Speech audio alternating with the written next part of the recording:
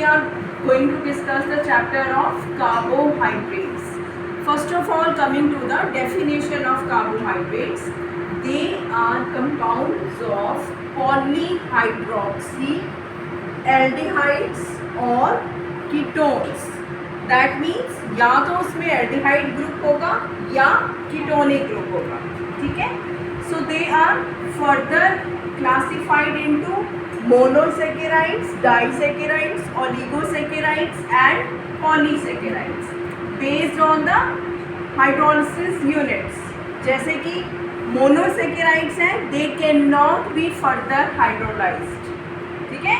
तो उनमें single unit of glucose molecule present होगा इस फॉर्म में. अगर 3 कार्बन्स प्रेजेंट है like your glyceraldehyde, so it is aldehyde and triose.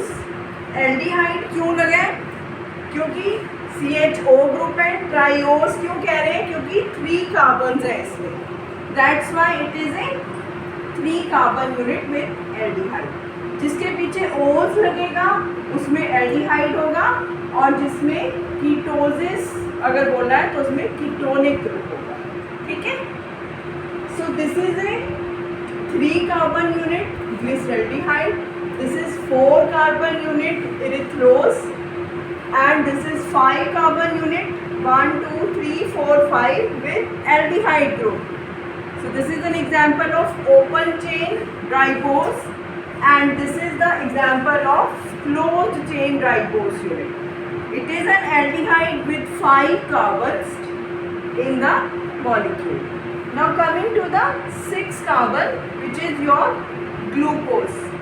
1 2 3 4 5 6 and it's an aldehyde because CHO group is there. This is in open chain form, this is in closed chain form, right? Similarly, we have fructose where we have the keto group instead of aldehyde group. And then we have the galactose in which there is the aldehyde group. So what we can say simply that monosaccharides in which 3 carbon, 4 carbon, 5 carbon, 6 carbon and 7 carbon and further they are sugar molecules present but they cannot be hydrolyzed further.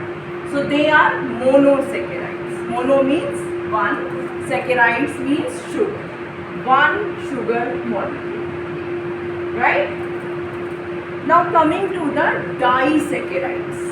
Di as the name indicates two, which will give you 2 sugar molecules on hydrolysis.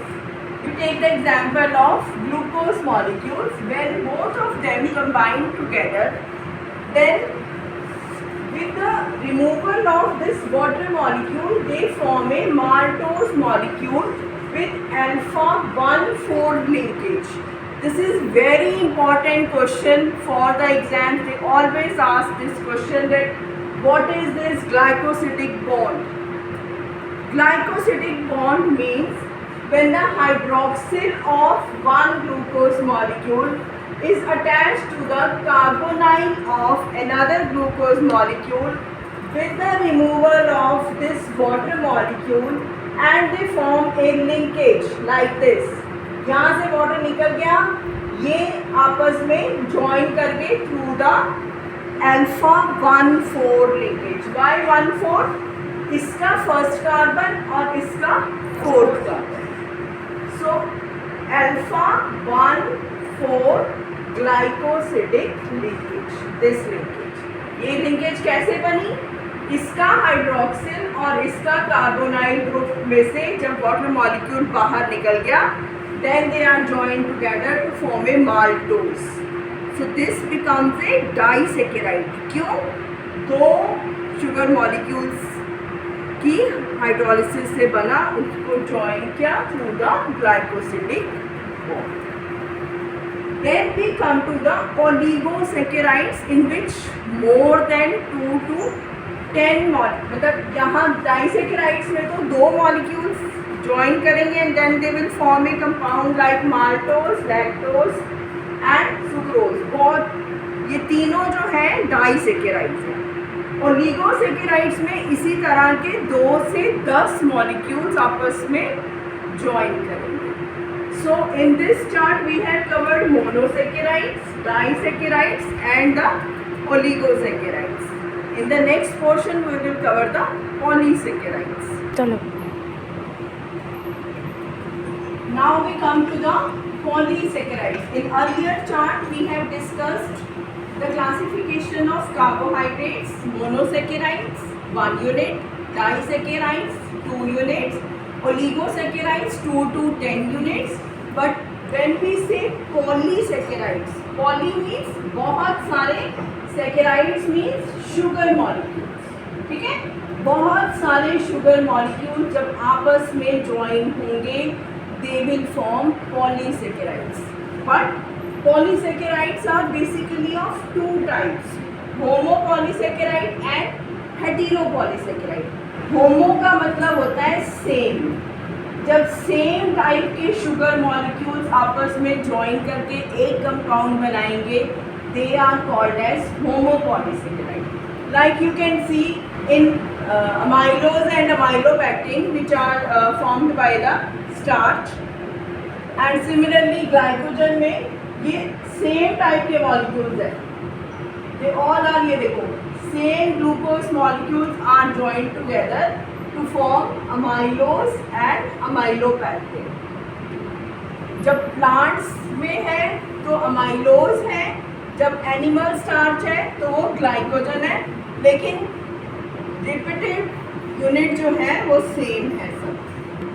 ठीक है, इसी तरह से cellulose पे same units जब आपस में join करके एक स्ट्रक्चर बनाएंगे they are homopolysaccharide.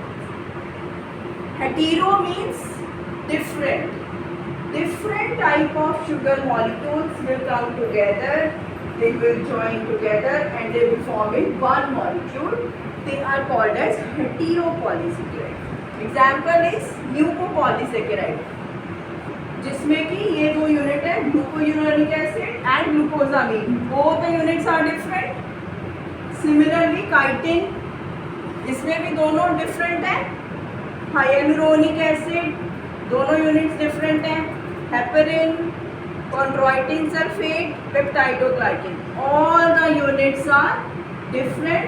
They join together and they form one molecule. So this is example of heteropolysaccharide. So what you will call as polysaccharides, जिसमें 10 से ज़्यादा यूनिट्स आपस में कंबाइन करते हैं, which are further of homopolysaccharide and heteropolysaccharide. Thank you so much.